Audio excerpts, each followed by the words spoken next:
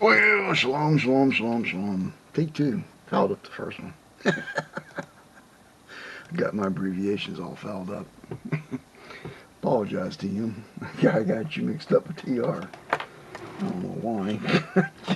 Just did. Anyhow, let's get on with it. Sorry, didn't have anything last week to talk about. I mean, what can you say about a great wall of pallets?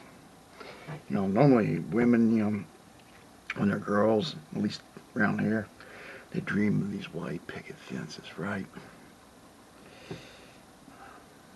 TR, I don't think that's going to be it, even if you paint it white. So if you're using that as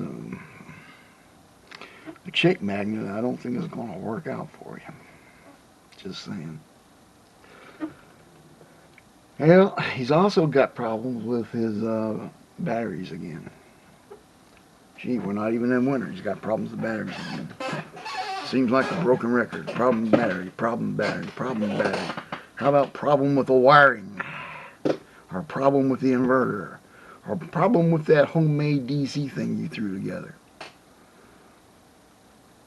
If you had the same problem with those cruddy golf cart batteries, TR, and when you took and replaced it with a forklift battery, and you still got a problem, it ain't the batteries.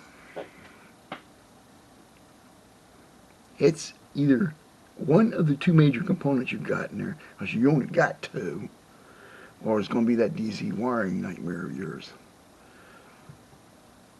I can, jerry rig as much as anybody else can. I mean, I'll admit it. But I also know how to troubleshoot. I actually know electronics.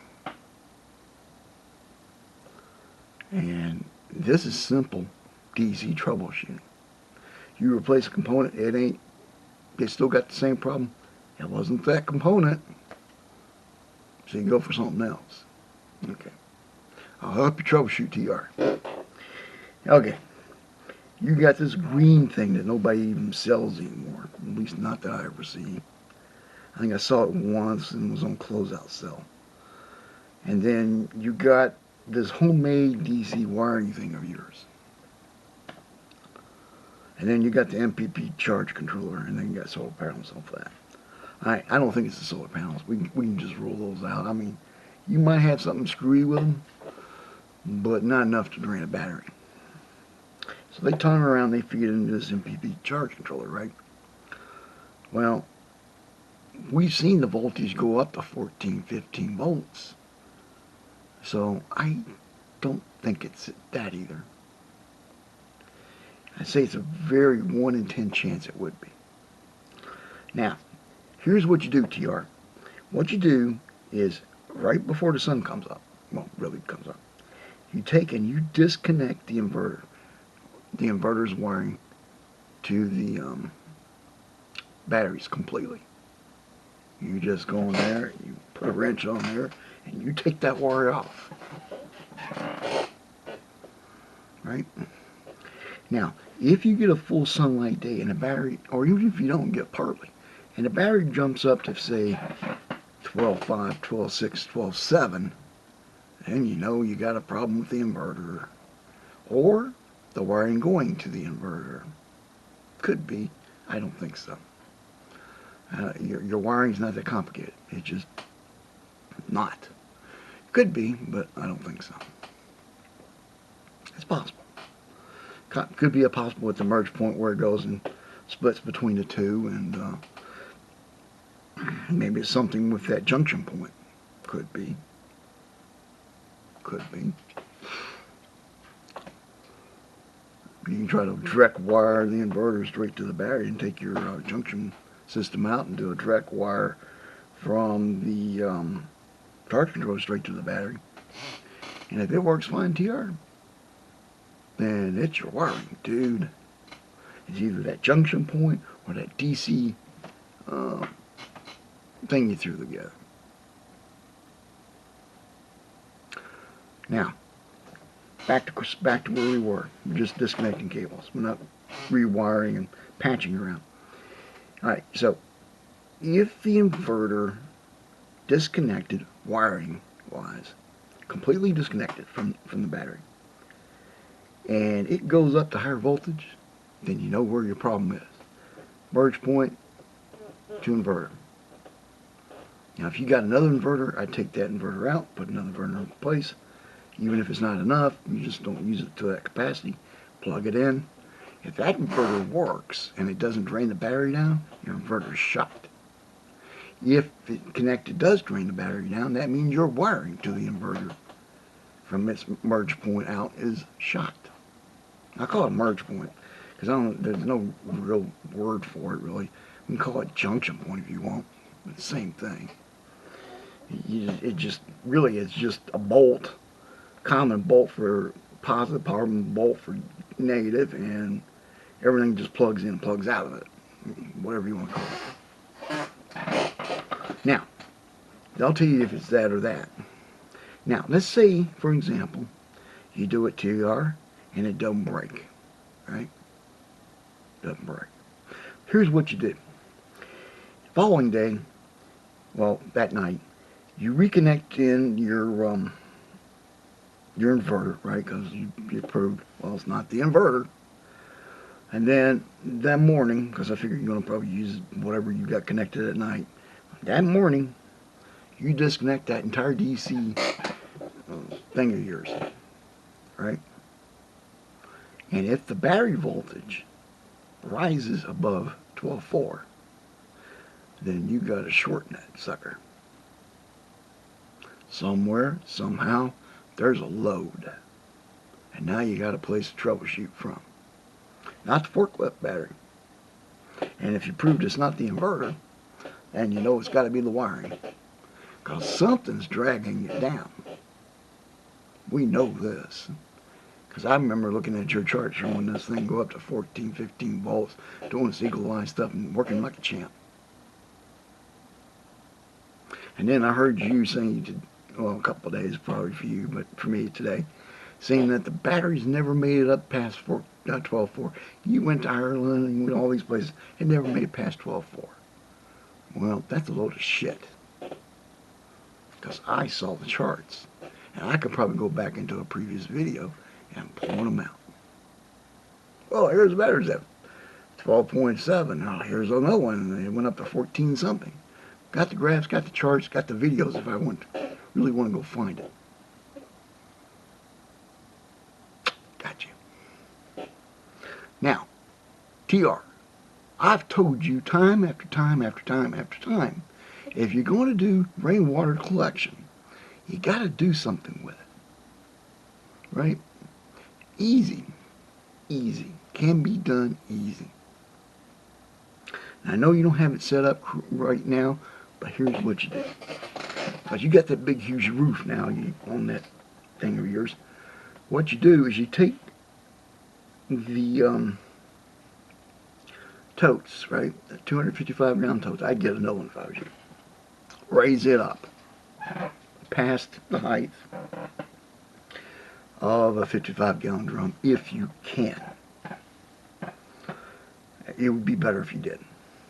And what you do is you take and you run the rainwater collection system into that tote, right? And then out of the bottom of the tote, which will be above a 55 gallon drum height, you take and you run it into a 55 gallon drum. Now this 55 gallon drum is called a slow sand gravel filter, right? Now, I've had arguments with people that claim they knew anything about off-gridding or even survival, and they're morons. Right? But anyhow, go into that some other time.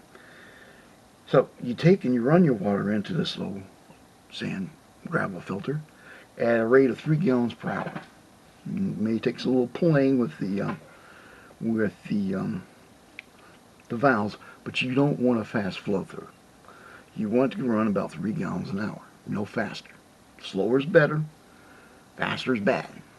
So you set it in around 3 gallons per hour. It runs to the slow sand gravel filter, goes down to the bottom, comes down, hits the pipes, comes right back up, and when it comes back up, right, you take and you run it over into a manifold with basically a switch, right?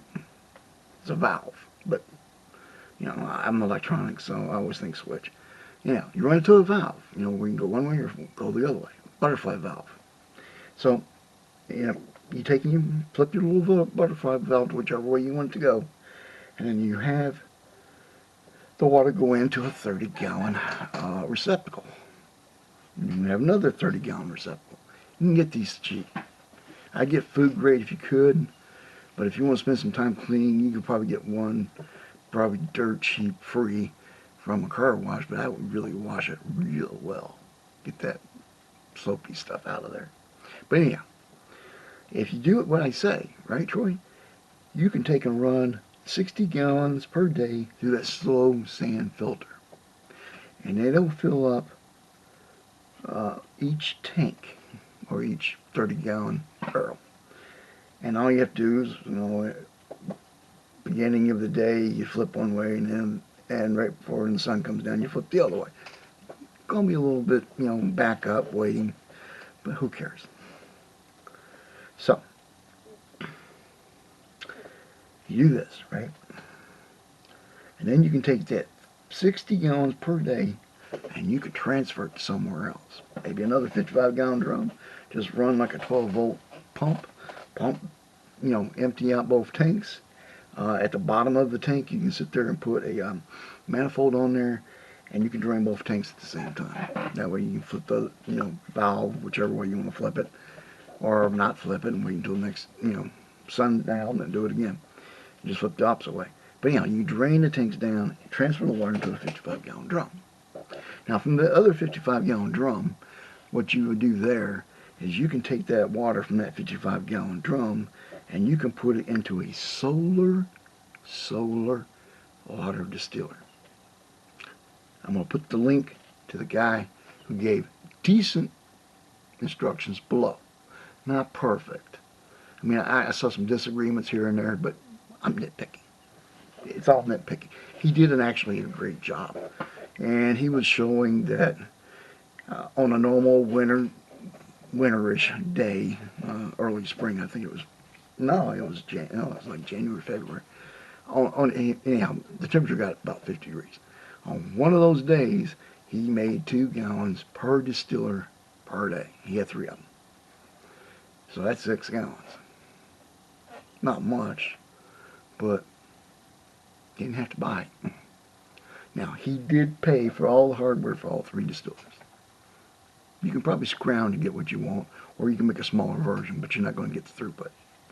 I saw one guy do one, and it was like, what was it? Sorry, my nose itches.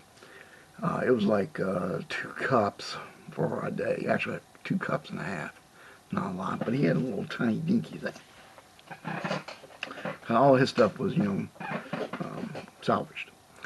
Anyhow, it works. And I told you that 2 years ago. And you talk about all this other junk and doing this and doing that. Man, Troy, if it was me and I was there, the way I am, I would have automated the whole thing. Either by mechanics or by electronics. Or both. It'll make life a whole lot easier. You just got to use the old noggin. And that's called sustainable prepping, Troy. Same thing I've been telling you about for a long time. You can't just prep. You got to prep to survive. You got to prep to sustain yourself. Because what if you don't have all this? What if you don't have viewers or YouTube, whatever? I don't think you'd live through it. You'd choke. Well, that's pretty much it for the week. Could have gone further into the week and had a few more laughs. He did a fishing video, which I didn't watch. I could care less about fishing. It's just not my thing. I don't like eating fish all that much. I do eat it rarely. And me and fishing is a line without a hook. I'm just going out there to find an excuse to snooze. So, that's me and fishing. So if you think I'm going to ever catch anything, the answer will be nope. Well, you guys be blessed. And shalom.